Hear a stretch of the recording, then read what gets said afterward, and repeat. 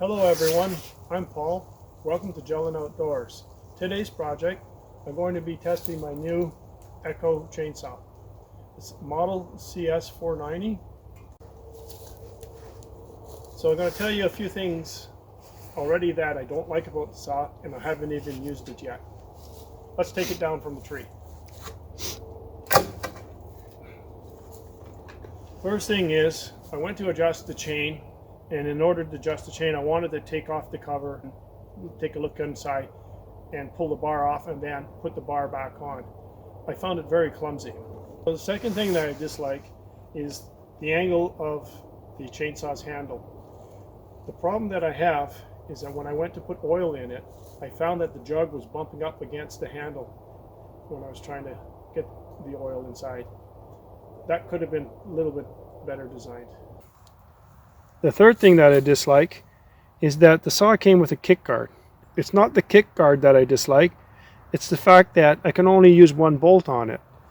As you can see here, there are two holes, one the bolt's already in, and the second one lines up with the sprocket right here, with the sprocket on the tip.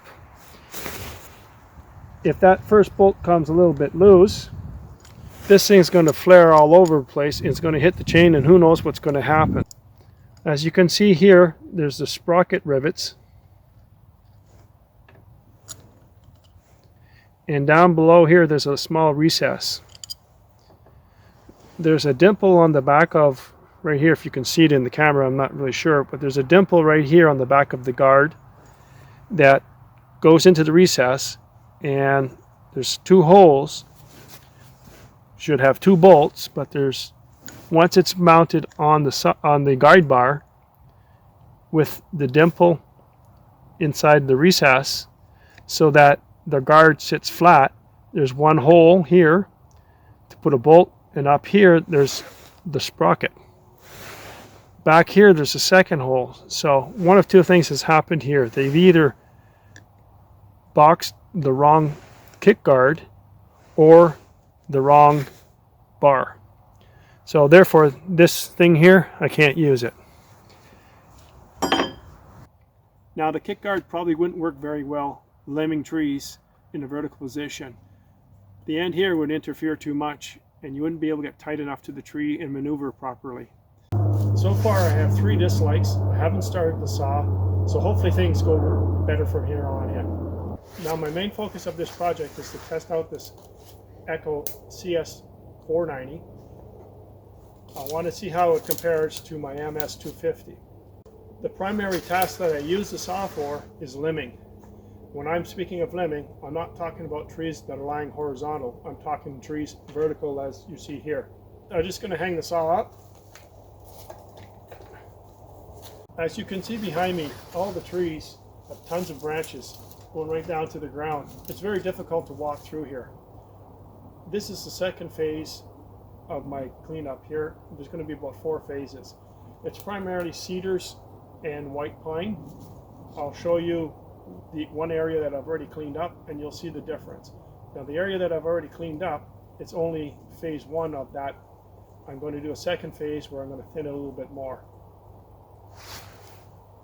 As you can see behind me, this is phase 1. I've cleared out quite a bit. Let's pan to my right. And let's take a look over to the left.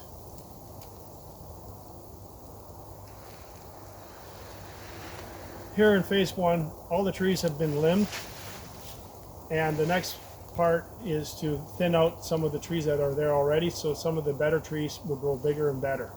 Okay, let's get some limbing done.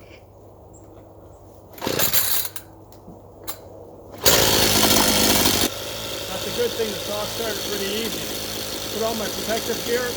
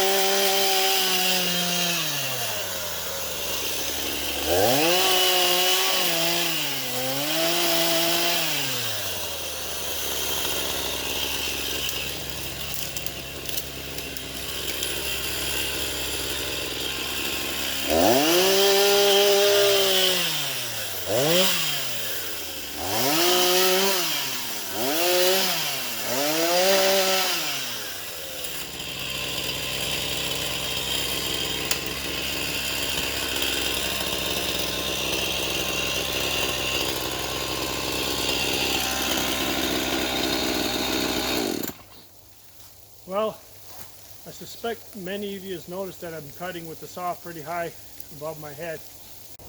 I agree with you that it's very dangerous to cut with your saw above your head, and I do not recommend it to anyone. This is not a how-to video, this is how I do things. I do things a little bit dangerously at times. I am experienced.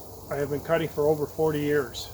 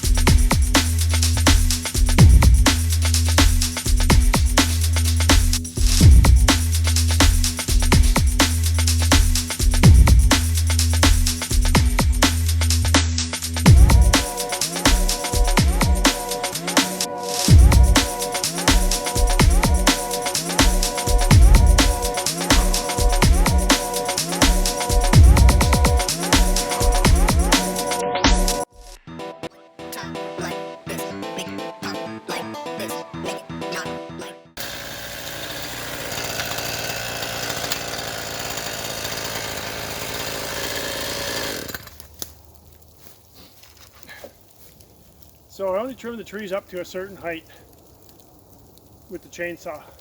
I will be doing another video when I trim them up higher using my pole saw. So make sure you tune in for that.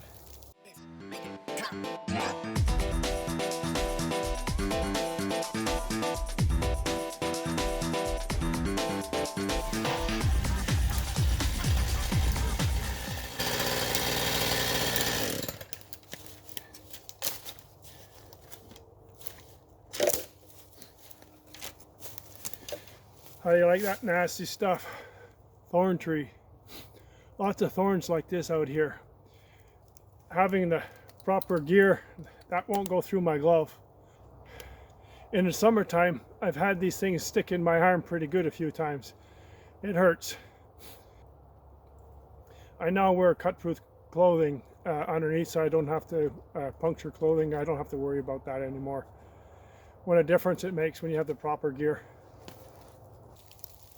It doesn't take very long to limb all the trees, especially when you're experienced. Also, using a light saw saves a lot of fatigue. Once you become fatigued, that's time to stop using your saw. Too many accidents happen that way. If you enjoyed watching this video, give me a thumbs up. If you haven't subscribed, hit that subscribe button. It will help me out with my channel to make more videos like this. In the future, I will be using the saw, so there will be more videos about the Echo. So once again, thank you for watching Delin Outdoors. We'll see you next time.